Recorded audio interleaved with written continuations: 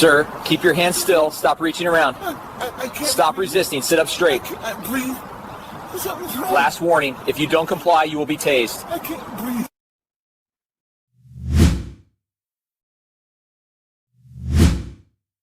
Agent Harris intercepted a 68-year-old grandfather experiencing a dual medical emergency on a busy highway and ordered him out of his vehicle, threatening that any delay would be met with immediate force. Even though the man was visibly struggling to speak and drifting in and out of consciousness, Harris treated the life-threatening crisis as a deliberate act of defiance.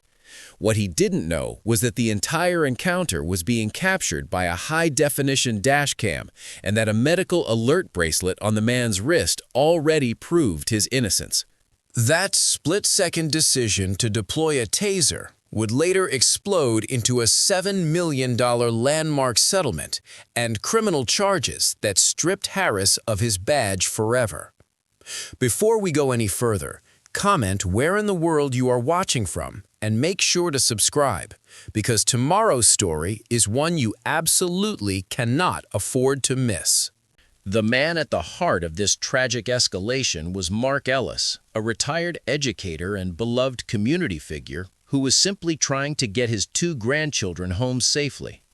Mark was a long-term diabetic who, unbeknownst to him, had just slipped into a severe hypoglycemic state, a condition that was quickly triggering a massive neurological stroke. On this afternoon, Mark was navigating the final miles of a long drive after picking his grandkids up from school. Like any other responsible driver, when he felt his vision blur and his coordination fail, he attempted to pull over to the side of the road to seek help. The patrol car that pulled in behind him wasn't there to provide medical aid. It was there because his erratic driving had been flagged as a criminal suspicion. Mark wasn't looking for trouble. He was fighting for his life while protecting the 2 terrified children in the back seat. The morning had begun with the kind of simple, golden chaos that Mark Ellis lived for. As a retired educator, he had spent decades managing classrooms, but nothing required quite as much tactical skill as getting his 2 young grandchildren, Leo and Maya, buckled into their car seats after a successful trip to the park. The air was filled with the sounds of sticky-fingered giggles and a debate over which superhero was the fastest. And Mark, catching his own reflection in the rearview mirror, couldn't help but smile. He felt a profound sense of peace. His only mission for the day was to deliver these 2 precious souls back to their mother's house in time for dinner. He merged onto the highway, the rhythmic hum of the tires on the asphalt acting as a soothing backdrop to the children's chatter. Then, without warning, the world fractured. It wasn't a gradual fade, but a sudden, violent thunderclap inside his skull. One moment he was humming along to the radio, the next a searing heat bloomed behind his left eye, and the steering wheel felt like it was made of liquid. Mark tried to clear his throat, but his tongue felt like a heavy, leaden weight that refused to move. The bright afternoon sun suddenly became a blinding strobe light, and the interior of the car seemed to tilt at an impossible angle. In the back seat, the children's laughter died down, replaced by a confused silence. "Grandpa?" Leo's small voice drifted forward, sounding miles away. Mark tried to respond, to tell them everything was fine, but only a thick, unintelligible grunt escaped his lips. Fear, cold and sharp, pierced through the neurological fog. He realized his right arm was no longer responding to his brain's frantic commands. It hung uselessly at his side like a broken branch. His foot pressed unevenly on the accelerator, and the car began to drift, the tires catching the rumble strip with a jarring vibration that shook his very bones. His vision began to tunnel, the edges of the world turning into a blurred, dark vignette. He was losing control, and the terror of what might happen to the children if he blacked out at 60 miles per hour was more painful than the pressure in his head. Just as the car swerved toward the shoulder, a flash of red and blue erupted in his mirrors. The siren's wail cut through the roar in his ears like a lifeline. Mark's heart surged with a desperate, overwhelming wave of relief. To his stroke-addled mind, the police weren't a threat. They were the cavalry. He used every ounce of his remaining strength to guide the vehicle to a shaky halt on the gravel. As the cruiser pulled in behind him, Mark leaned his head against the window, his breathing shallow and ragged. He saw the figure of Agent Harris stepping out, hand resting authoritatively on his holster. Mark closed his eyes for a brief second, a single thought echoing through the chaos of his mind. Thank God, we're safe now. Help is finally here. As the cruiser pulled in behind him, Mark leaned his head against the window, his breathing shallow and ragged. He saw the figure of Agent Harris stepping out, hand resting authoritatively on his holster. Mark closed his eyes for a brief second, a single thought echoing through the chaos of his mind. Thank God, we're safe now. Help is finally here. Agent Harris marched toward the stopped vehicle, his boots crunching rhythmically on the gravel shoulder, a sound that amplified the predatory nature of his approach. Inside the car, Mark Ellis struggled to focus his eyes as the officer's silhouette loomed over the driver's side window. To Mark, the uniform was a beacon of hope, but to Harris, the man behind the wheel was already a criminal. When the window rolled down, the officer didn't see a grandfather in the throes of a medical catastrophe. He saw a man with a slack, asymmetrical face and eyes that rolled vacantly, classic signs of intoxication in his narrow view. "License and registration, now!" Harris barked, his voice hitting Mark like a physical blow. Mark tried to reach for his wallet, but his right side was a dead weight, and his left hand shook with the frantic tremors of hypoglycemia. Sugar, help, please," Mark wheezed, the words dissolving into a thick, unintelligible mumble as the muscles in his face failed to cooperate. The drooping of his mouth and the wet, slurred quality of his speech only hardened Harris's resolve. To the agent, this wasn't a cry for medical intervention, it was the drunken belligerence of a driver trying to fake an excuse. In the back seat, the children began to cry, their high-pitched sobs cutting through the tension, but Harris remained locked in a tactical tunnel vision. He ignored the medical alert bracelet glinting on Mark's shaking wrist, a silver band that explicitly detailed his diabetic condition and stroke risk. "I said hands on the wheel. You're being non-compliant," Harris screamed, his hand moving to the yellow grip of his taser. Mark's confusion was deep and terrifying. He reached toward the center console, perhaps seeking the glucose tabs he kept there, or simply trying to steady himself as the world spun. Harris didn't wait to find out. He saw the movement as a threat, a reach for a weapon, or an attempt to flee. Without checking the pulse of the situation or noticing the smell of a medical crisis rather than alcohol, he reached through the open window. Mark was still pinned to the seat by his seatbelt, a prisoner of both the nylon strap and his own failing biology. The crackle of the taser filling the small cabin was the last thing Mark heard before 50,000 volts of electricity tore through his already compromised nervous system. The grandfather slumped against the door, his body locked in a violent, artificial seizure, while the children's screams reached a fever pitch. Harris had secured the scene, but in his rush for compliance, he had just turned a treatable emergency into a permanent tragedy. The sirens that arrived minutes later were no longer a sound of hope for Mark Ellis. They were a frantic chorus accompanying his descent into a critical, semi-comatose state.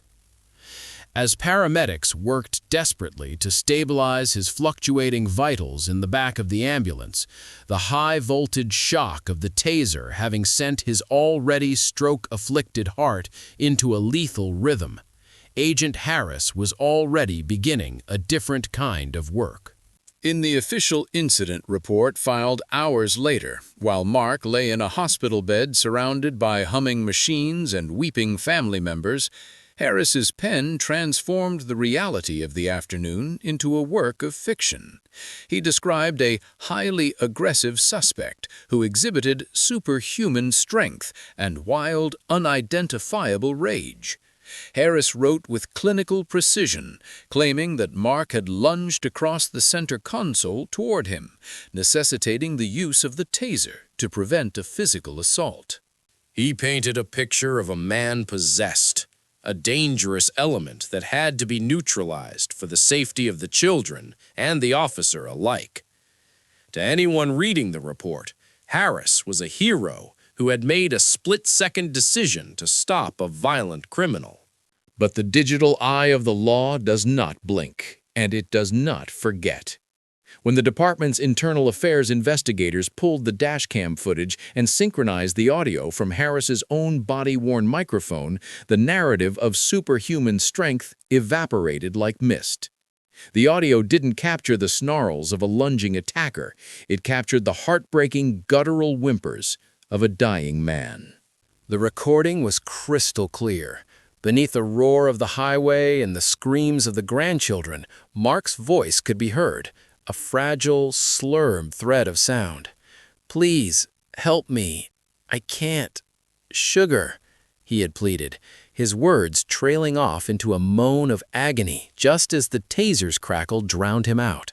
The footage showed Mark wasn't lunging. He was collapsing, his body spilling toward the center console because the left side of his brain was shutting down.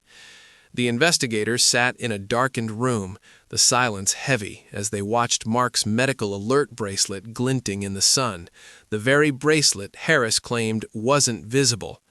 The lunging Harris described was actually Mark's body reaching out in a final instinctive search for balance as he felt his consciousness slipping away. The cover-up attempt was laid bare in high definition, revealing that while Mark Ellis was pleading for his life, Agent Harris had been preparing to end his career with a lie. The legal battle that followed was not merely a debate over policy. It was a clinical dissection of a tragedy. In the sterile, wood-paneled conference rooms where the city's top defense attorneys met with medical experts, the true cost of Agent Harris's aggression began to emerge. Neurologists and cardiologists presented a harrowing analysis of the taser shock that had ripped through Mark's system. They explained that a body in the middle of a stroke is already in a state of extreme physiological crisis, with a brain starved of oxygen and the heart under immense strain.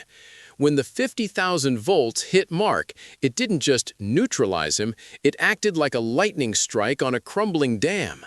The electrical surge sent his heart into a malignant arrhythmia, further restricting blood flow to his brain at the exact moment every second mattered.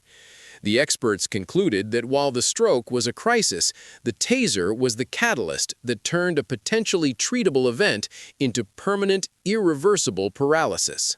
As the city's legal team reviewed the discovery evidence, the silence in the room became heavy with the realization of an impending disaster. They identified 3 distinct medical indicators that Harris had flagrantly ignored, any one of which should have shifted the encounter from a criminal stop to a medical rescue. First was the facial drooping, a textbook sign of a stroke that was clearly visible on the high-definition dash cam. Second was the verbal slurring, which Harris had dismissively labeled as intoxication despite the absence of any alcohol odor. Third and most damning was the medical alert bracelet glinting on Mark's wrist, a physical safeguard designed for this exact scenario, which Harris had bypassed in favor of his taser. The city's risk assessment was cold and final. A public trial would be a catastrophe. They knew that a jury would not see a non-compliant suspect. They would see a dying grandfather being tortured in front of his grandchildren while pleading for help. The optics were indefensible, and the civil rights violations were absolute. To avoid the spectacle of a televised trial that would likely result in an even higher punitive judgment, the city made a move for silence. They offered a landmark $7 million settlement, a figure intended to cover a lifetime of 24-hour nursing care, specialized therapy, and the immense emotional trauma inflicted on the Ellis family. It was the price the city was willing to pay to bury the footage and close the book on a nightmarish display of negligence. But for Mark, no amount of money could reboot the life that had been short-circuited on that gravel shoulder. The halls of justice are often silent, but the quiet that descended upon the courtroom as the final video of Mark Ellis was played felt heavy enough to suffocate. Agent Harris sat at the defense table, but the tough guy persona that had defined his 10-year career had vanished, replaced by a hollow, ashen-faced shell of a man. The swagger was gone, crushed under the weight of a forensic digital trail that left no room for his fictions of superhuman strength and active resistance. The department had moved swiftly once the integrity of the dashcam footage was confirmed, stripping Harris of his badge and uniform in a closed-door session that offered no ceremony and no second chances. He was no longer a protector of the law. He was a defendant facing the very system he had once used as a weapon. The atmosphere turned chillingly formal as the prosecutor stood to read the criminal charges. The words, "deprivation of rights under color of law," echoed through the chamber, a clinical label for the visceral horror the jury had witnessed on the screen. It was the formal recognition that Harris had used the power granted to him by the state to ignore the basic humanity of a dying man. As the charges were read, the gallery, filled with Mark's family and former students, remained perfectly still, their eyes fixed on the man who had traded a grandfather's future for a moment of perceived control. When it was time for the sentencing, the judge did not look at Harris with anger, but with a profound, weary disappointment that seemed to pierce through the officer's remaining defenses. The judge's voice was steady, cutting through the legal jargon to address the fundamental rot at the center of the case. He ruled that a badge is a symbol of public trust, a sacred commitment to protect and serve, not a license to ignore the fragile pulse of human life or to bypass the very medical indicators designed to prevent such tragedies. He spoke of the grandchildren who would forever carry the trauma of that afternoon, and of Mark Ellis, who would spend the rest of his days imprisoned in a body that no longer obeyed him. The finality of the moment arrived with the sharp strike of the gavel. The judge sentenced Harris to a significant term in federal prison, emphasizing that accountability must be as absolute as the authority an officer carries. There were no cheers in the courtroom, only a somber sense of closure. As bailiffs stepped forward to place Harris in handcuffs, the very tools he had used so recklessly on a man in the throes of a stroke, he was led away through the side door. For the first time in his life, Harris was the one being told where to stand and when to move, learning the hardest way possible that when empathy disappears, the law eventually finds a way to fill the void. Mark Ellis would never walk again, but on this day, the truth had finally stood up for him.